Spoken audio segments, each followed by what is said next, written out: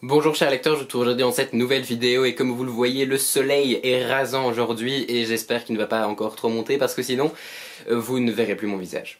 Ce qui est un petit peu ennuyant, on est d'accord. Aujourd'hui je suis super content de vous retrouver en vidéo parce que je vais vous faire le bilan du Salon du Livre et de la Presse Jeunesse de Montreuil édition 2018. Vous n'avez sûrement pas encore vu mon vlog, à vrai dire je ne sais pas encore si j'ai déjà eu le temps de le monter avant cette vidéo-ci ou non. De toute manière s'il est déjà en ligne, vous avez le lien dans la barre d'infos. Mais comme vous allez le voir, comme vous avez pu le voir, Montreuil c'était génial. J'avais adoré y aller l'année passée et quel bonheur d'y retourner cette année, d'autant plus que j'ai revu encore plein d'auteurs super sympas, j'ai vu aussi d'autres personnes d'internet, notamment des booktubers qui sont très sympas aussi. J'ai vraiment passé un super moment et du coup je vais tout vous montrer aujourd'hui et j'ai vraiment hâte de vous en parler. Je suis arrivé sur le salon vers 13h30 le samedi et directement à cette heure là je me suis empressé d'aller sur le stand de Gallimard pour acheter 10 jours avant la fin du monde de Manon Fargeton. J'ai vite fait changer de stand pour aller chez Rajo et faire dédicacer ce livre à l'autrice. Encore une fois c'était vraiment super de rencontrer Manon Fargeton. En plus quand je suis arrivé elle m'a reconnu, donc ça fait toujours un peu bizarre quand on nous reconnaît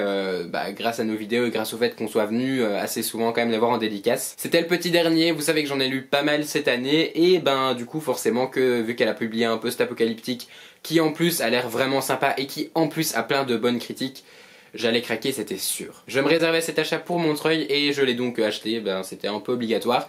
Et du coup, voilà la dédicace qu'elle m'a mis. Donc elle m'a mis pour Lilian, quand la fin approche, il est temps de décider qui l'on veut vraiment être, amicalement, Manon Fargeton. Donc je vous montre, voilà la petite dédicace et j'ai hyper hâte de lire ce bouquin-ci. Vers 14h, j'ai été faire un tour aux éditions du Chat Noir qui partageaient un stand avec les éditions Nemos et j'ai enfin acheté Nox d'Héloïse Tang, publié chez du coup les éditions du Chat Noir. C'est un livre qui me tente beaucoup depuis sa sortie et c'est vrai qu'il est sorti un peu pro même moment que le Souffle de Midas et j'hésitais entre les deux. À la foire du livre de Bruxelles j'avais pris finalement le Souffle de Midas, mais je m'étais dit que la prochaine fois que j'allais en salon et que je voyais les éditions du Chat Noir je prendrais Nox, d'autant plus que l'autrice donc Héloïse Tang est une autrice belge, donc voilà c'est un peu patriotisme à fond. Et donc du coup j'ai été la rencontrer, j'ai acheté son livre et elle m'a mis une dédicace. Et donc elle m'a mis: pour Lilian, en souvenir de Montreuil, prêt à te plonger dans le sombre passé de Clermont. Bonne lecture, Héloïse Tang, PS, vive la Belgique. Donc voilà la petite dédicace assez sympa. Avec le petit clin d'œil au pays. Un salon ne serait pas un salon sans aller voir Cindy Van Wilder, évidemment, et vu que c'était à peu près le seul livre d'elle que je crois qu'on n'a pas, on n'a juste pas donc quand je parle de on c'est ma mère et moi du coup, on n'a pas La Lune est à nous et donc du coup tous nos autres sont dédicacés sauf celui-ci que du coup j'avais emporté parce que je l'avais acheté avant et que j'ai fait dédicacer. Je l'ai pas encore lu mais j'ai vraiment hâte de le lire et du coup je suis hyper content d'avoir eu la petite dédicace de Cindy, donc avec comme d'habitude la carte de Mémorex qui disait: pour Lilian, frère de feu et lecteur compatriote, prêt à t'embarquer dans une nouvelle aventure, c'est parti Cindy. Voilà donc la dédicace. Et donc voilà, encore une fois c'était super de discuter avec elle parce que Cindy c'est vraiment une personne qui est hyper accueillante, qui à chaque fois que vous la revoyez prend des nouvelles, qui suit aussi sur les réseaux et c'est hyper cool. Et du coup maintenant il faudrait en sortir un nouveau pour que quand j'aille te voir en dédicace à la foire du livre de Bruxelles je ne sois pas sans rien. Voilà, donc puisque Terre de Brume sort en mai, je pense que je vais être à court de romans. Et alors niveau goodies, ce que j'ai adoré c'est que sur le stand Rajo, ils donnaient des badges à l'effigie, donc des romans en question. Et donc du coup, vous allez voir, j'ai déjà mis les badges sur une petite peluche, mais donc voilà, j'ai mis les badges sur les peluches qui sont dans ma bibliothèque. Et donc du coup, il y a eu un badge de Quand vient la vague et un badge de Terre de Brume. Et au passage, c'est une peluche Diable Rouge pour la Coupe du Monde, voilà. C'est super, je suis sûr que je suis sûr que ça a de l'importance pour vous. J'ai ensuite été voir Marie Vareille et dès qu'on est arrivé au salon, on a directement été chercher un ticket de dédicace parce que les 45 premiers dans l'ordre de dédicace avaient droit à un exemplaire d'épreuve non corrigée du tome 3 d'Elia la passeuse d'âme qui va sortir donc en mars, donc c'est une épreuve non corrigée qui a quand même vraiment de l'avance. Et quelle joie d'avoir découvert qu'on était le numéro 24, donc on allait avoir notre épreuve non corrigée qui est ici, donc c'est l'épreuve non corrigée du tome 3 d'Elia la passeuse d'âme saison chaude de Marie Vareille publié chez Pocket Jeunesse. Et bien sûr j'ai été le faire dédicacer sur le stand de PKJ, donc voilà j'ai eu droit à la petite carte des réseaux sociaux de Marie Vareille, donc je vous mets là-bas avec sa chaîne YouTube et ses réseaux sociaux. Et voilà la dédicace qu'elle m'a faite.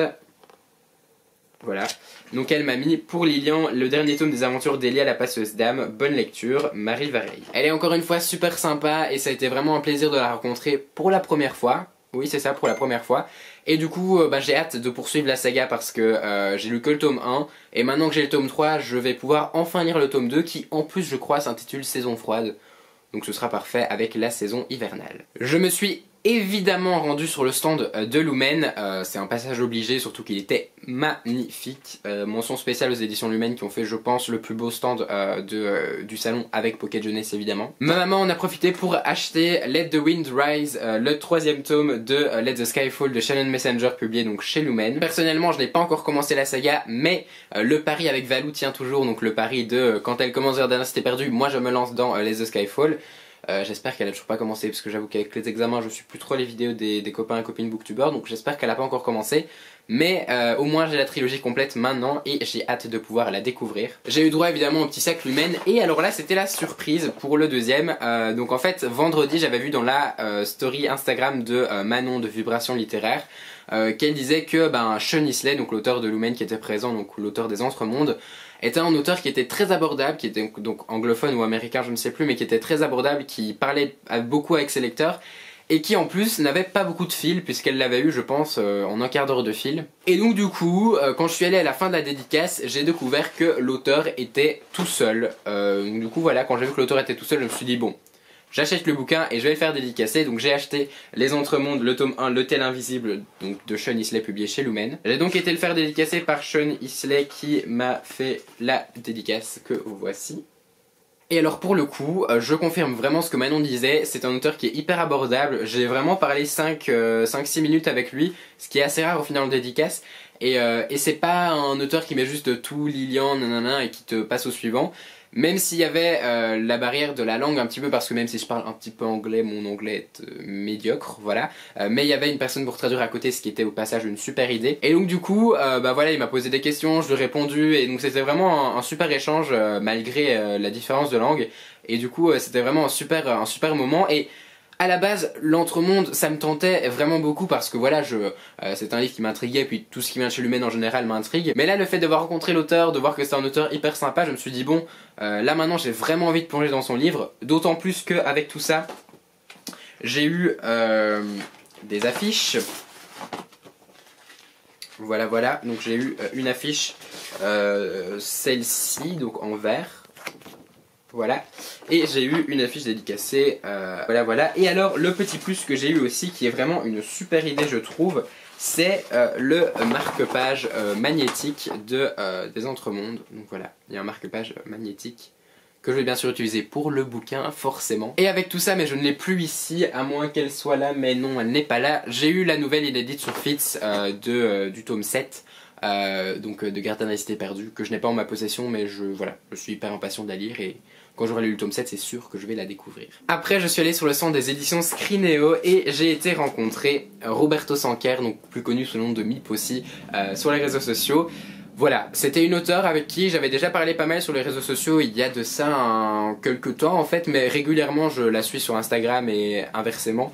Et dans les groupes de challenge elle est beaucoup aussi, donc c'est vrai que c'était super cool de la rencontrer. Et donc en fait c'était assez particulier parce que donc je suis arrivé en dédicace chez Scrineo. Et donc du coup moi je suis arrivé comme ça, je fais dédicacer. Quand elle m'a demandé à quel nom c'était, je lui ai dit que c'était pour Lilian. Et donc là du coup elle a compris, elle s'est dit ah mais c'est Lilian que je connais sur internet. Et oui effectivement, donc du coup c'était une super rencontre. J'hésitais entre les deux, mais en fait quand j'ai su que celui-ci était nommé dans les 20 présélectionnés je crois du PLIB, ou 20 sélectionnés je sais plus trop bien, mais en tout cas il est dans la sélection actuelle du PLIB. Je me suis dit que c'était la bonne occasion de l'acheter et de le lire, d'autant plus que je pense que pas mal ont adoré le tome 1 mais ont encore préféré le tome 2. Du coup voilà, c'était sûr que j'allais craquer pour ce tome 2. Elle a testé un nouveau tampon en plus, donc c'était vraiment super sympa, ça te rend vraiment bien je trouve Mip, donc tu peux vraiment continuer parce qu'il est top, c'est un espèce d'arbre en fait, oui c'est pas un espèce d'arbre, c'est un arbre, qui est super bien fait en verre, et voilà la dédicace. Donc elle m'a mis pour Lilian, bienvenue en Sylve et bonne lecture, Mip Roberto Sanquer, donc à Montreuil, voilà.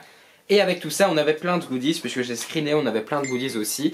Donc on avait des petits bonbons de sorcière, donc avec l'aura noire et derrière la marque rouge. Et alors en plus j'ai eu droit à un petit marque-page, la marque rouge, voilà, donc qui est vraiment super et que j'utiliserai bien évidemment pour lire mon roman. Donc voilà Mips, c'était une super rencontre, c'est dommage qu'on n'ait pas pris de photos mais ce sera pour la prochaine fois. La prochaine fois qu'on se verra en salon c'est sûr, on le fera. Et du coup j'ai hâte de découvrir aussi son bouquin. Je pense que c'est comme ça pour tous les livres, quand on voit les auteurs on a tout de suite beaucoup plus envie de les découvrir. Et donc voilà, j'ai hâte. Sur ce, c'est achevé la journée du samedi. Voilà, donc c'était une journée bien remplie. Je pense qu'on a quitté le salon, il était 18h, 18h30.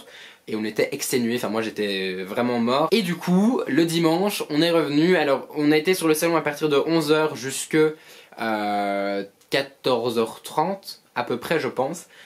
Et j'ai fait surtout quelques achats, même beaucoup d'achats. Et j'ai fait quelques dédicaces encore, je vous montre ça tout de suite. La première dédicace que j'ai faite, il s'agissait des 2 romans de la collection de Cassandra O'Donnell, donc publiée donc chez Scrinéo. J'ai tout d'abord fait dédicacer Comment devenir une vraie sorcière de Anne-Marie Despladuc, publiée chez Scrinéo donc. Elle m'a fait une jolie dédicace et elle m'a mis pour Lilian ce roman pour rire avec cette sorcière pas ordinaire, Amitié, Anne-Marie Despladuc. Donc voilà, et j'ai eu droit au petit marque-page de la collection de chez Scrinéo. Et j'ai été voir Estelle Faye, donc pour L'île au manoir, que j'ai vraiment adoré et qui m'a aussi mis donc un marque-page et cette fois-ci une petite carte avec voilà les adresses d'Estelle Faye. Et elle m'a mis pour Lilian quelques énigmes sur cette île étrange, Estelle Faye, Montreuil, 2 décembre 2018. Je vous mets ça ici. Et encore une fois, c'est des auteurs qui sont hyper sympas. J'ai adoré pouvoir discuter un peu avec elle et faire signer mes ouvrages. Parce que c'est 2 ouvrages que j'ai adoré et que je vous conseille vraiment beaucoup. J'ai ensuite été voir Antonin Adjé pour Interfile. Alors là, c'était un petit peu particulier parce que j'avais pris mon roman au cas où il n'y aurait pas trop de monde. Mais j'avais pas envie le dimanche de faire la file pendant très longtemps en fait. J'avais déjà fait beaucoup de files le samedi. Donc j'y allais vraiment dans une optique de... faire dédicacer s'il n'y avait pas beaucoup de monde et sinon de simplement flâner dans les stands. Et là j'ai vu qu'il était tout seul, donc je me suis dit bon, j'ai le roman, forcément je vais aller faire dédicacer.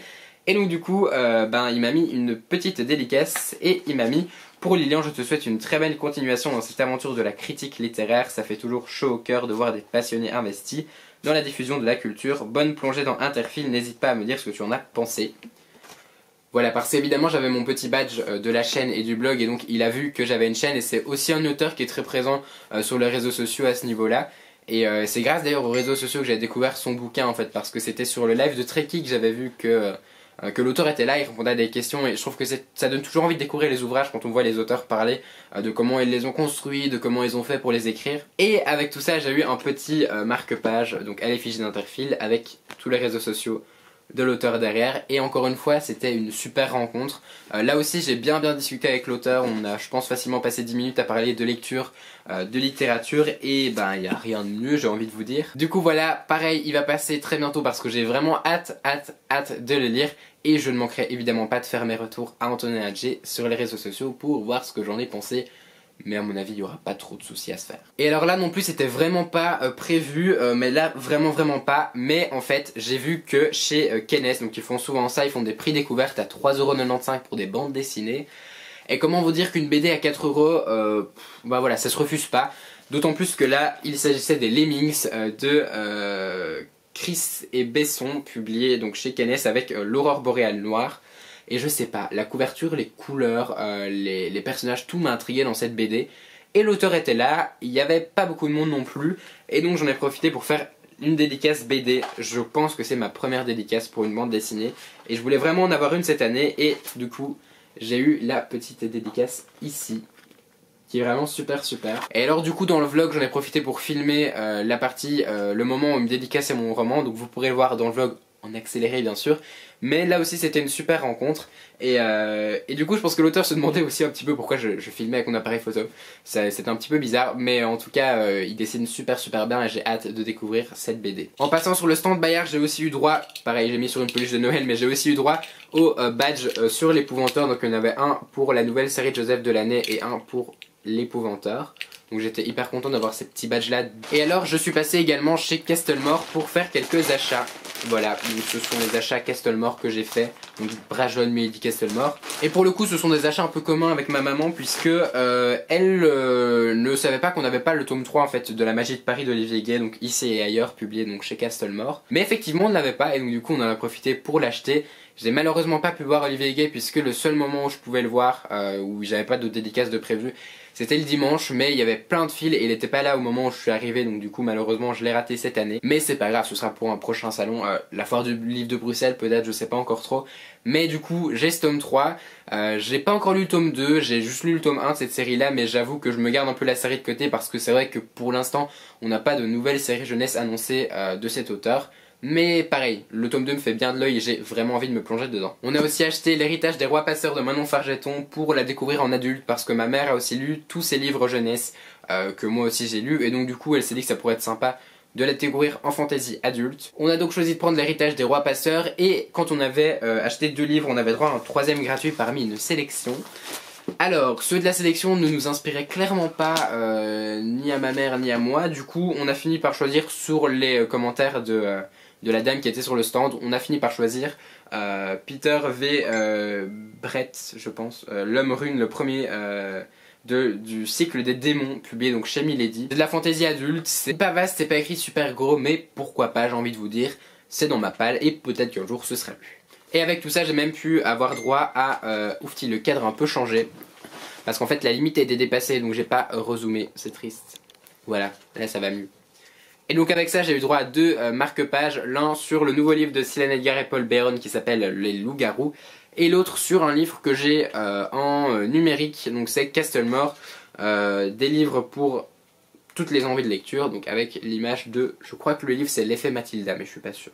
J'en ai fini pour les dédicaces, mais je voulais aussi remercier toutes les personnes que j'ai pu croiser pendant ce salon. J'ai enfin pu rencontrer Steph de Pikiti Bookin, j'ai pu rencontrer aussi Manon de Vibration Littéraire, j'ai pu aussi voir Bérangère de Lecture en B dans un cadre un petit peu particulier ma foi. Mais c'était très drôle et j'en garde un super souvenir, donc du coup c'était vraiment super sympa.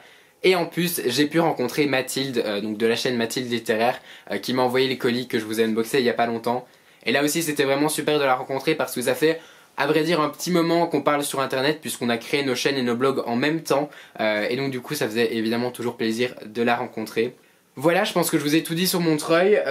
Encore une fois c'était un super salon, j'ai qu'une hâte maintenant, c'est d'y retourner l'année prochaine et de refaire des salons littéraires sur l'année 2019 parce que Montreuil clôturait aussi l'année 2018 au niveau des salons.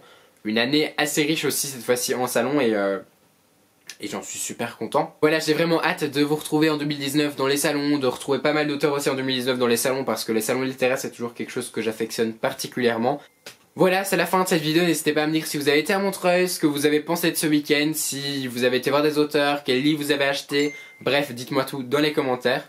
Si vous avez aimé cette vidéo, n'hésitez pas à mettre un petit pouce vers le haut et à vous abonner à la chaîne pour suivre toutes mes péripéties sur YouTube. Je vous souhaite d'excellentes lectures et je vous dis à très bientôt dans une prochaine vidéo.